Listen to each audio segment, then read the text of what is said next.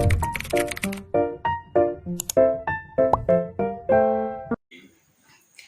teman-teman, Assalamualaikum warahmatullahi wabarakatuh. Perkenalkan, nama saya Anggiana Restasari dari kelas 3 MPIA dengan NIM 21411040198. Pembuatan video ini bertujuan untuk menjawab soal ulangan tengah semester pada mata kuliah pengembangan kurikulum dengan dosen pengampu Bapak Dr.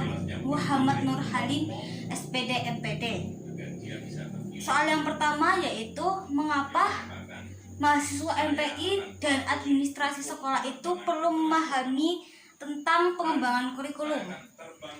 Jadi perlu teman-teman ketahui, di sini saya akan menjelaskan sedikit apa itu sih pengembangan kurikulum. Nah, di sini pengembangan kurikulum itu yaitu suatu proses dari perencanaan, pelaksanaan, dan evaluasi yang di dalamnya yaitu perencanaan ada ide, cita-cita atau dokumen yang nantinya sebagai acuan kita untuk mau dibawa kemana sih kurikulum yang akan kita buat ini gitu.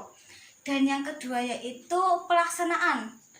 Pelaksanaan ini terdapat ada aktivitas atau kinerja yang biasanya kita lihat pada proses pembelajaran atau yang teman-teman kenal itu proses KBM.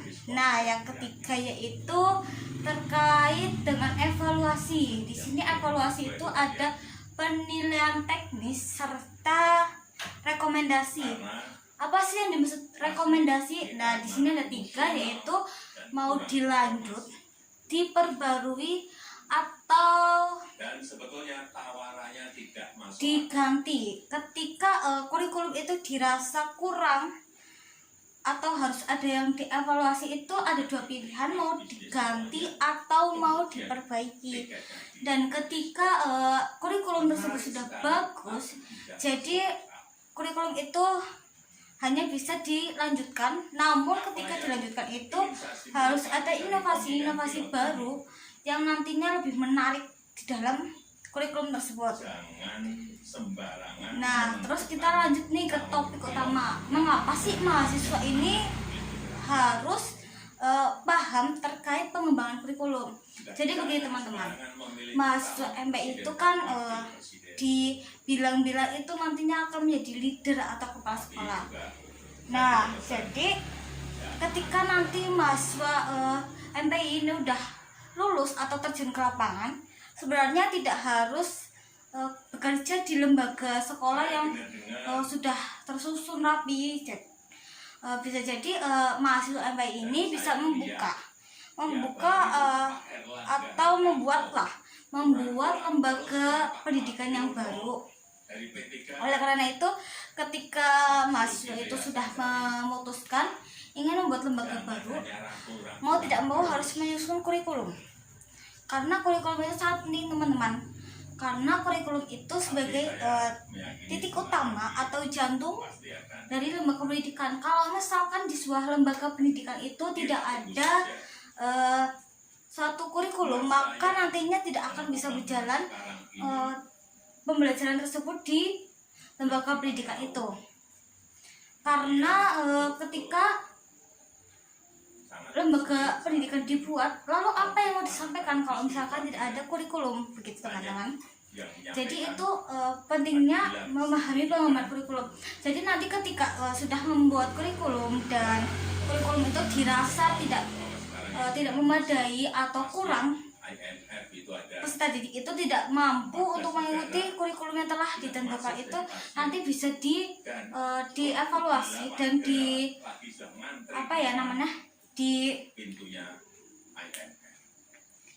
disesuaikan dengan kemampuan daripada peserta didik tersebut. Itu teman-teman untuk mahasiswa MPI. Dan untuk administrasi sekolah, jadi perlu teman-teman ketahui, tugas dari administrasi sekolah itu meliputi perencanaan kegiatan pembelajaran selama 1 tahun, selama 1 semester, dan selama bulanan. Dan administrasi sekolah ini juga ikut menyusun dalam mata pelajaran apa yang akan diambil oleh setiap jenjang kelas atau jenjang pendidikan. Nah, oleh karena itu perlulah memahami terkait pengembangan kurikulum, sama seperti yang harus dipahami oleh mahasiswa MPI. Jadi nanti ketika administrasi sekolah itu ada peserta didik yang kurang terkait atau tidak mampu mengikuti kurikulum yang ditentukan, jadi administrasi sekolah itu bisa membuat atau menyesuaikan terkait dengan kemampuan dari peserta didik tersebut. Kalau misalkan kita contohkan ulangan tengah semester ini selama 6 bulan ya teman-teman. 6 bulan ya, 6 bulan bukan ulangan tengah semester itu terkait 3 bulan sekali ya teman-teman. Jadi setiap pendidik itu harus menargetkan bahwa ketika akan ulangan tengah semester ini, materi ini harus selesai begitu. Kalau misalkan tidak selesai, berarti bagian administrasi itu harus mengolah lagi bagaimana agar bisa materi tersebut itu selesai ketika mau menjelang ulangan tengah semester itu, untuk contohnya. Jadi begitu teman-teman, untuk meminimalisir juga terjadi hal-hal yang tidak diinginkan saat pelaksanaan dari kurikulum yang telah dirancang itu untuk administrasi sekolah. Dan untuk soal yang kedua yaitu apa sih hubungan landasan pengembangan kurikulum dengan komponen-komponen pengembangan kurikulum. Nah, jadi begini teman-teman, landasan kurikulum itu ada 4. Yang pertama yaitu filosofis, yang kedua yaitu psikologis, dan yang ketiga sosial budaya, serta yang terakhir yaitu ada iptek.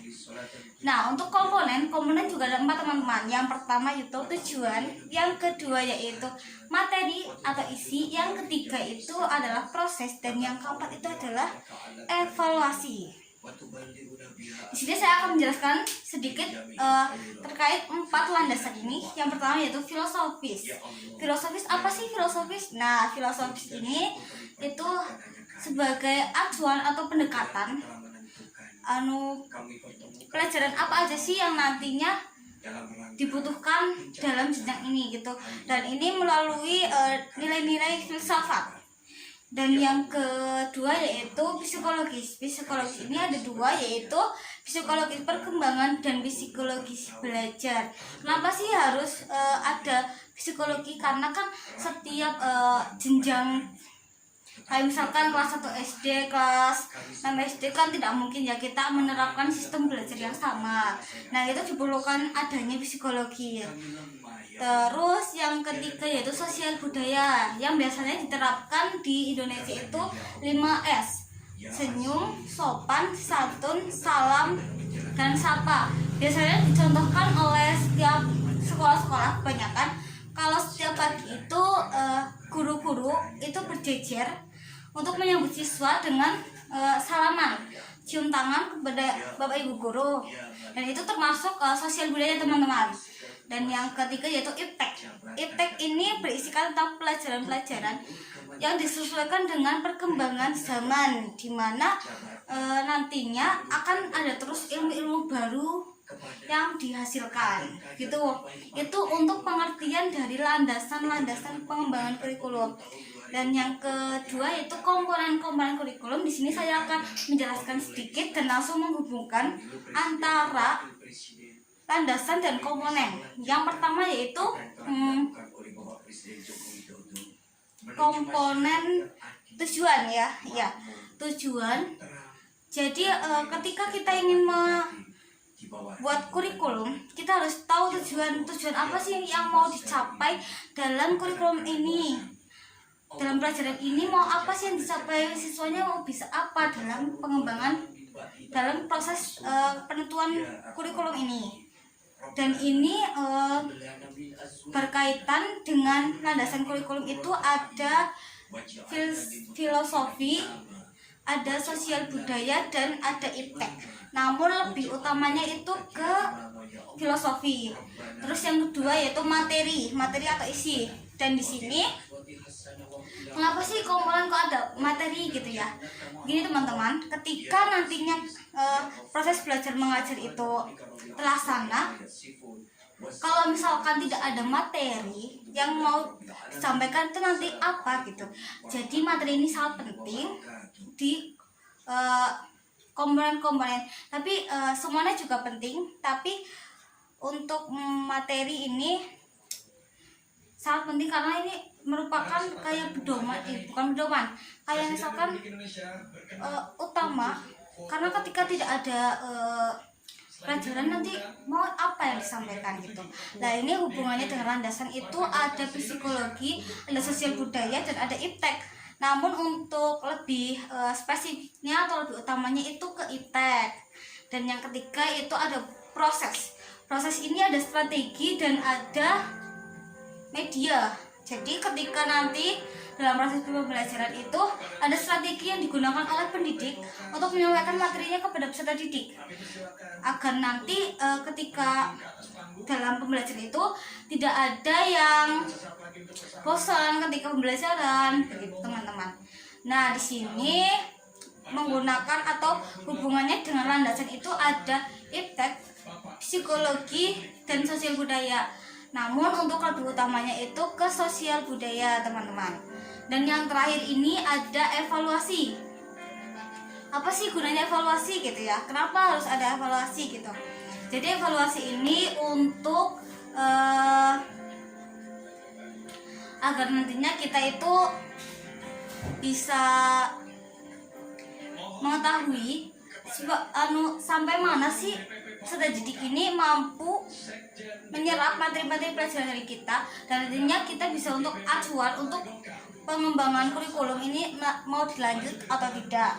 Nah di sini hubungannya dengan landasan itu ada dua, yaitu psikologi dan iptek. Namun lebih utamanya itu iptek. Gitu teman-teman untuk menjawab soal nomor 2. Dan untuk yang nomor 3 yaitu model evaluasi apa sih yang tepat digunakan di Indonesia. Dan menurut saya untuk model evaluasi ini saya memilih model evaluasi iluminatif. Karena apa? Karena ketika iluminatif itu kan pendekatan jadi nanti peserta didik itu bisa berinovasi dan lebih diterapkan dalam pengetahuan. Terus ketika dengan model evaluasi ini nantinya peserta didik itu kita sebagai pendidik kita itu mampu menelusuri sampai di mana sih kemampuan peserta didik ini dalam memahami materi. Dan ketika saya menjadi Menteri Pendidikan, apa sih yang akan saya lakukan untuk merealisasikan model evaluasi tersebut? Begitu teman-teman, saya mempunyai ide bahwa nantinya ketika model tersebut digunakan di Indonesia, nantinya ketika ada evaluasi dalam belajar itu kita tidak lagi menggunakan paper tes tertulis dengan pilihan ganda teman-teman. Jadi tidak ada lagi untuk penilaian terkait pilihan ganda. Karena apa? Karena menurut pendapat saya ketika pilihan ganda itu bisa jadi siswa itu tidak memahami materinya, namun ketika mereka asal pilih dan kebetulan jawabannya itu tepat, itu bisa berakibat fatal ya, walaupun teman-teman atau peserta didik itu tidak maksud terkait pelajaran, tapi ketika diujikan dia pas banget menjawab materi itu dan benar, itu kan tidak bisa mengukur kemampuan. Jadi di sini saya akan menerapkan tentang sistem tes dengan wawancara. Karena apa? Karena ketika wawancara itu kita mampu mengukur bagaimana kemampuan siswa tersebut dibanding dengan paper kita memberikan soal pilihan ganda. Karena pilihan ganda tadi yang telah saya jelaskan. Jadi saya akan menerapkan bagaimana terkait penilaian evaluasi ini tentang menggunakan teknik evaluasi wawancara. atau tertulis, namun dengan soal-soal uraian, jadi tidak menggunakan pilihan ganda teman-teman, seperti itu. Mungkin hanya itu yang dapat saya sampaikan, kurang lebihnya mohon maaf. Terima kasih kepada teman-teman yang sudah mau menonton. Sekian dari saya, pamit undur diri. Terima kasih. Wassalamualaikum warahmatullahi wabarakatuh.